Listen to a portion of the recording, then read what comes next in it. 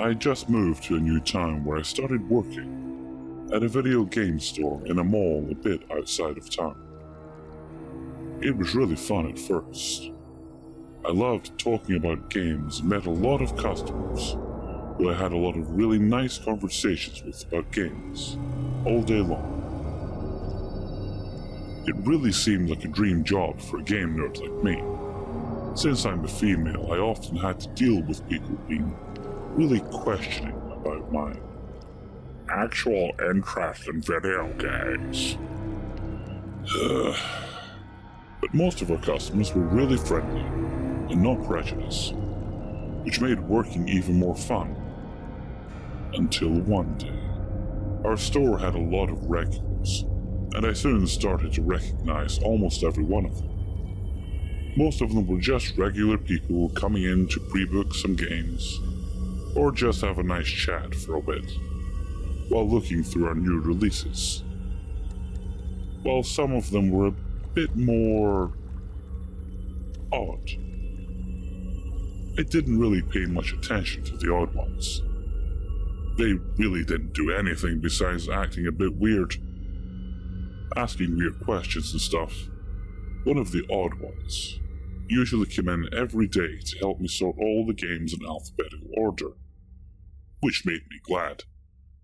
I often had to run the store all by myself and had little time to do that kind of work between customers, unpacking boxes and doing all the store marketing.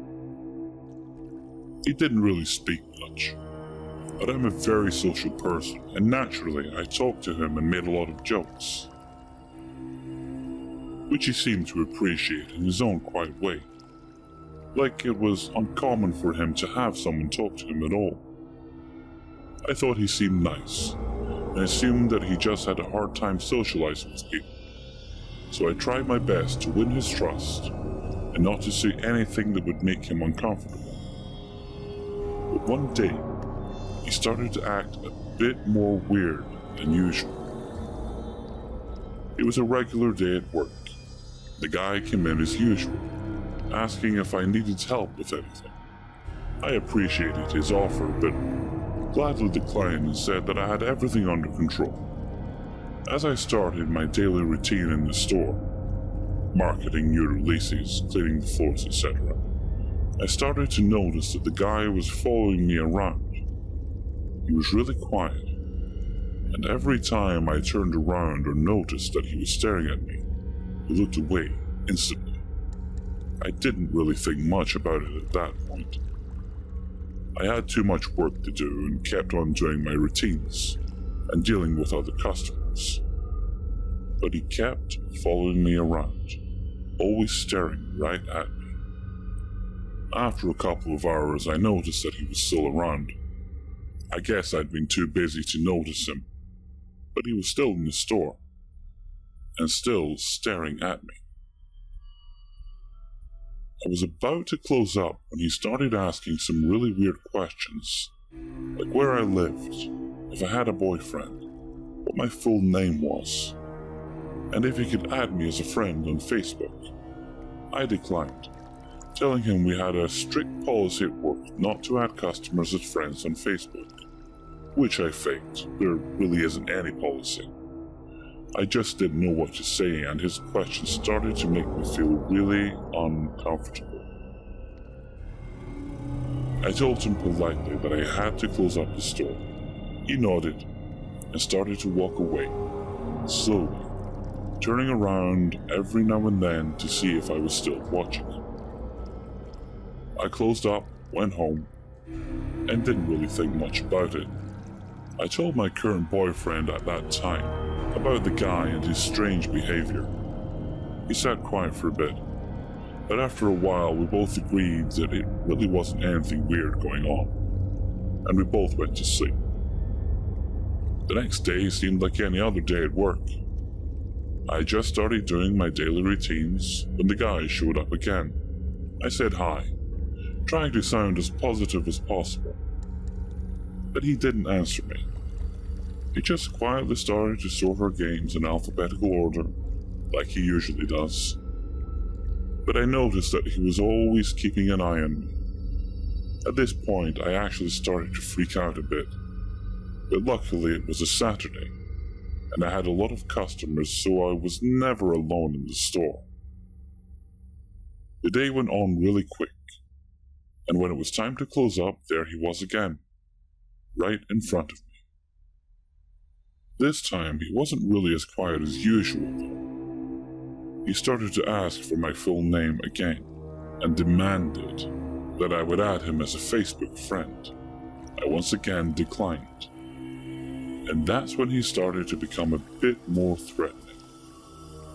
He told me that he needed my address, and said that he needed to know exactly where I lived, which I refused to answer. He was getting really angry and told me that it didn't matter, that he would find me anyway, that he would follow me home and get into my apartment when I least expected it. I started shaking while he was screaming at me, and finally 2 guards during the routine stroll around the mall came by and asked if everything was okay. The guy became nervous and ran away, and I said that everything was fine. He just seemed a bit odd, that's all. Even though I was still shaking. I didn't want to make a big scene about it.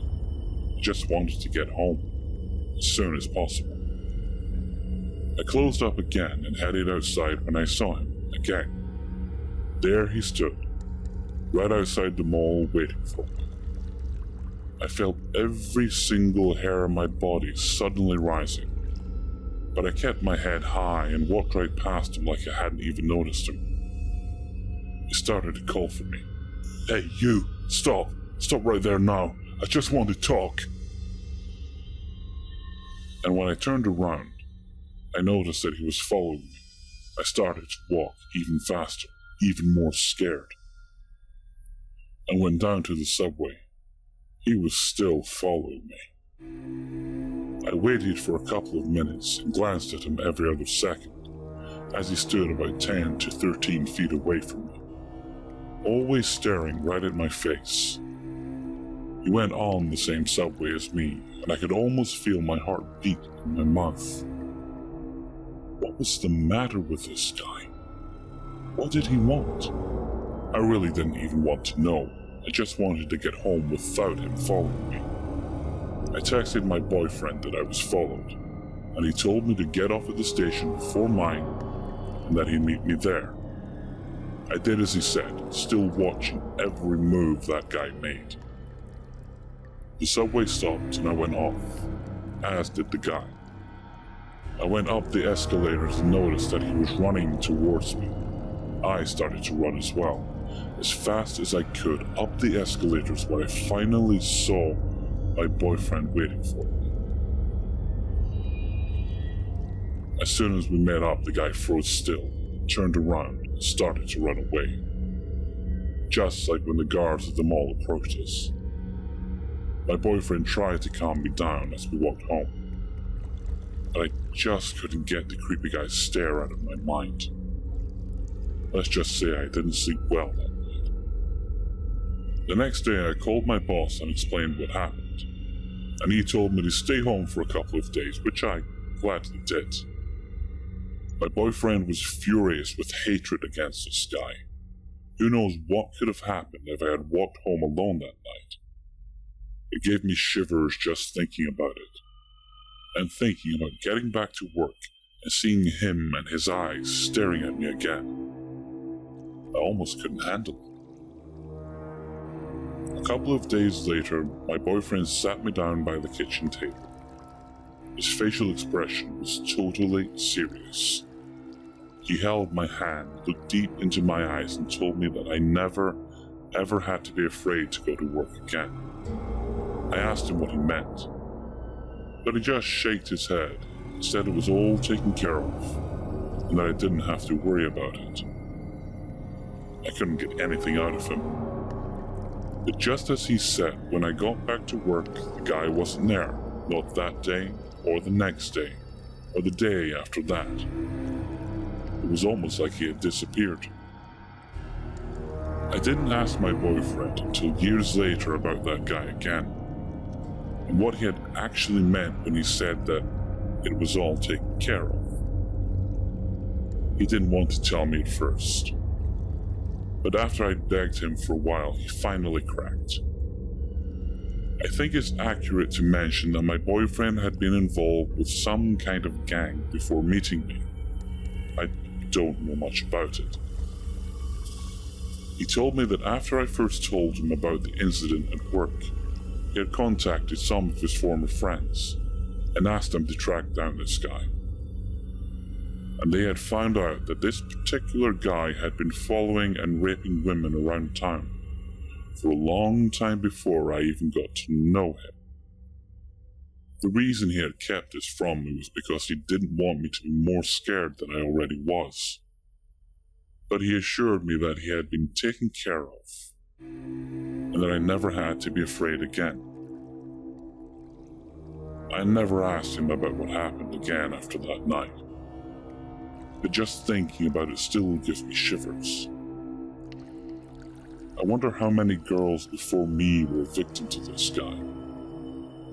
I wonder what he did to them, and I wonder what happened to him. The only thing I know is that I never saw his face again. And you know what? I'm really glad I didn't.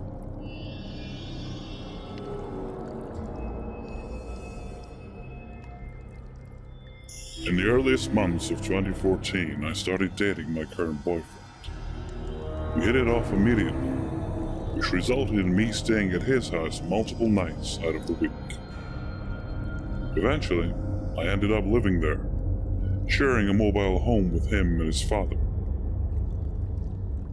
The neighborhood itself was fairly creepy.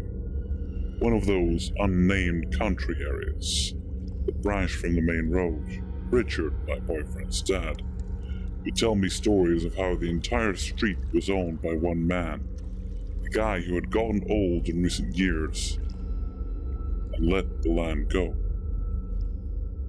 As a result, the field beside our mobile home was overgrown, with weeds and old trees. He also told me about the strange occurrences, of which he attributed two things: aliens and kids from another neighborhood. Despite his warnings and how creepy the area was, I didn't take him too seriously. After all, his biggest concern was aliens. I was unemployed for a short period of time after moving in, which left me alone in the house while Cody, my boyfriend, and his dad worked. I spent most of my days putting in job applications, cleaning up the house, and reading online. I guess you could say that my presence at the house was pretty predictable, which is the only explanation to this occurrence. On a day as unremarkable as any, while I sat reading a book in our bedroom, I heard a car pull into the driveway. The sound was pretty distinctive, considering the area wasn't paved but rather made up of gravel. Thinking that Cody had come home early from work, I slipped some shoes on and started for the front door, which was on the other side of the house.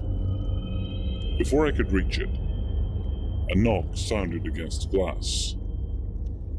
The front of our trailer had a sunroom, basically a front porch that is encased with windows. Making it so you had to go through two doors before stepping into the living room. Being as paranoid as he was, Richard would usually lock the sunroom door before leaving for work, unless he was in a huge hurry. Still thinking that maybe my boyfriend had come home early from work, I opened the first door to let him in, only it wasn't Cody at the door, but rather a short Hispanic man. He smiled at me through the glass and nodded, almost as if I was exactly who he'd been expecting to answer. I noticed that he had one hand behind his back, the other hanging at his side. I tried not to think too much about it. Behind him in our carport was a small white truck, and I could hear that the engine was still running. "Can I help you?" I tried to make my voice sound as strong as I could. but it only came out shaky. I'm with the garbage company. I'm here to pick up your trash cans. I blinked, knowing immediately that this was a lie. Yes, it was common for the garbage company to come pick up trash cans if the bill hadn't been paid. But I had gone with Cody the week before to pay it, not to mention, the drivers never knocked on the door. They only took the cans and left. I glanced to my left, seeing that our trash cans were still where we always kept them, on the outside of the sunroom, somewhat behind the house. They're right there. If you need them, then take them. This time my voice was more assertive, causing my visitor's smiles to turn into a frown. "Can I come in?" he asked. I didn't verbally answer, I just shook my head. My heart dropped as I watched him reach up to grab the handle to the glass door, pulling on it to open. The door clicked, obviously locked. The man tried to pull it again, this time harder, causing the metal to creak. I jumped back into the house and slammed the front door, locking it with purpose. It was so quiet in the house that I only noticed two sounds. My heart pounding, and the doorknob to our back door jiggling. There was no way it could have been the guy at the front porch. He wouldn't have had time to get to the back door, even if he ran. "I'm calling the fucking police," I yelled through the door, still baffled at the fact that this had all happened in broad daylight. I could hear the truck drive through the carport and into our backyard immediately after that. I took a moment to look through the blinds of the window, watching as a separate man jumped off the back porch and into the passenger seat. To this day, I'm convinced that these men knew I was home alone and carefully planned an attack. One of them was meant to distract me while the other broke into the back door. I still don't know what the front door guy had hidden behind his back. All I can say is that I am forever thankful of how paranoid my father-in-law is. Who knows what could have happened if he hadn't locked the sunroom door.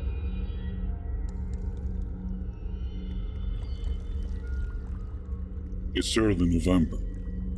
Cold, rainy, around midnight. My fiancée and I like taking spontaneous late-night drives. We typically start out on one of the main roads within our city, and keep following it until we hit the next town. Sometimes, our drives last hours. The layout of my county and surrounding counties is a little bizarre. All of the cities and towns are isolated by large spreads of woods and country. I live in a relatively large college town, but a half-hour drive in one direction can lead you stranded on jagged, unmarked gravel roads in the middle of nowhere, or in small, weird villages that no one knows about. It's actually pretty exciting, and that's why we do it so much. So it's midnight, and we're nearly lost. Willa, fiancée, is poking around on my phone trying to figure out what road we're on. We're on a mud path in a bit of country framed by small towns that we've never heard of. Flory, Winnetka, and Tell or something. There are no other cars on the roads. It's rainy and misty, and the headlights of my car aren't doing a damn thing. There are stands of trees and brush on either side of the road. We're heading north. She tells me that she thinks we're going to cross 200th Street West, which runs into Rye Road, which is a straight shot to Winnetka. We make our way down the mud road for a half hour and never hit it. We've always had fun on these drives. It's the first time we've ever really been on edge. Willa says we should have found 200th Street Winnetka already, and asks if we passed it without noticing. I asked nervously if we should turn around, but she doesn't think we can without backing up into a tree or ditch. I'm driving a Mazda, and it has an awfully wide turn, She's biting her nails while scrolling around on Google Maps. 10 minutes pass and we finally see a little black road snaking up a hill, branching off of the road we're on. I heard we turn into it. It's very narrow and twigs and branches are raking the doors and windows of the car. When we complete the climb up the little road, we find ourselves in a wide paved clearing with a house at the back of it, tucked into the thick woods. Willa doesn't miss a beat and starts hissing for me to turn around. Our headlights illuminate the whole property, which is in major disrepair. No lights, windows shattered, siding shingles shredded. The yard is littered with scraps and trash, barrels, car parts, tools, hundreds of glass bottles, branches, slabs of concrete, rocks, nasty old Chevy pickup. It looks like the house is sitting on top of all of it. Every inch of the property is entangled in nets of ivy and weeds. Willow points out little moving shadows and glowing spots around the yard. There are dozens of cats around and they're all looking at us, and their eyes are glimmering from the headlights. I almost pissed myself when a walnut-sized rock darts out of the brush and pops against the windshield. It fractures my glass. Willa screams and grabs my arm. She's whimpering. Danny, what was that? What was that? Oh my God, Dan, what happened? The rain is pouring in black streams down the trees, over the house and across the pavement. All of the blood runs from my face. After a few seconds, a man stumbles out of the bushes and weeds and he's carrying a fucking shovel. He's swallowed in a big, dirty navy coat and has a beard. Then a screen door in the house opens and all the cats scatter. A thin, tall, spidery woman crawls out onto the porch. She has long, wild grey hair. She's just up high enough on the porch that the headlights don't reach her eyes. She wipes her unusually dark hands on her skirt. I have no clue what was on her hands, but that's what I remember most about her. How dark her hands were, and stares at us. Willa is screaming and crying and slapping the door lock repeatedly. I throw the car into reverse, rolling over cinder blocks and branches, and then screech back down the road. After Willa stops crying and there's some distance between us and the house, I start to relax. Yet when we get out of the woods and hit a long, straight stretch of road, I notice headlights behind us. I get a stomachache when I notice the car is mimicking all of our turns onto different roads. After nearly half an hour of being pursued, we finally reach Florey and pull into a gas station, being visited by a few other people. I watch the vehicle pass.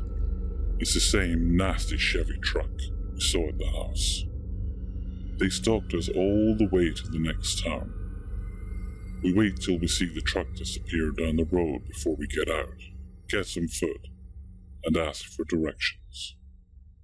On our way home, I look at the rearview mirror more than I do at the road ahead.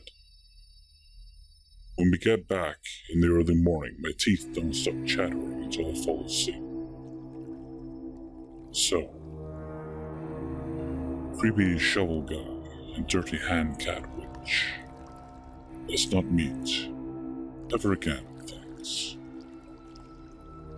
Thankfully, we still have late night road trips and run into really weird and cool things. We haven't encountered anything to top that creep sesh though. Since telling our families about it, we've been told to be a little more careful about where we go. We've also stored a knife in the glove box. I also keep my rosary in the car now, in case, I'm dying and need to say a couple of last Hail Marys. I've driven back around that area during the daytime recently, and I've not been able to find it again. I managed to find the mud road we were on, CR 90 North, but I've not yet found the turnoff to that particular residence. My windshield was fixed. Willa has suggested we have locations in mind when we go out on night drives, so we're not driving around aimlessly. Also here, safety driving Travel tips. Stick to main roads unless you know the area well. If the weather is bad, avoid country roads. They can be swept away by flash floods, get icy, or can be blocked by snow. If you're driving at night, avoid leaving your vehicle unless you're in a well-lit location. Keep your doors locked, even while driving. In the country, it's common to run into people who don't have the best intentions. Trust your instincts. If someone is giving you bad vibes, get away. Don't roll down your window for anyone. Don't stop for anyone. If anything should happen, car breaks down, flat tire, wreck, while you're on a country road, call the police, and don't get out of your car until they arrive. My sister got a flat on a country road and was approached by a whole lot of creepy men. Don't worry about offending me, just wait for the police. Always have a spare tire, a full tank of gas, and a fully charged phone if you know you're going to be driving a lot, especially in weird places. Don't honk excessively, or be rude, aggressive a driver. People have gotten shot for that in the country.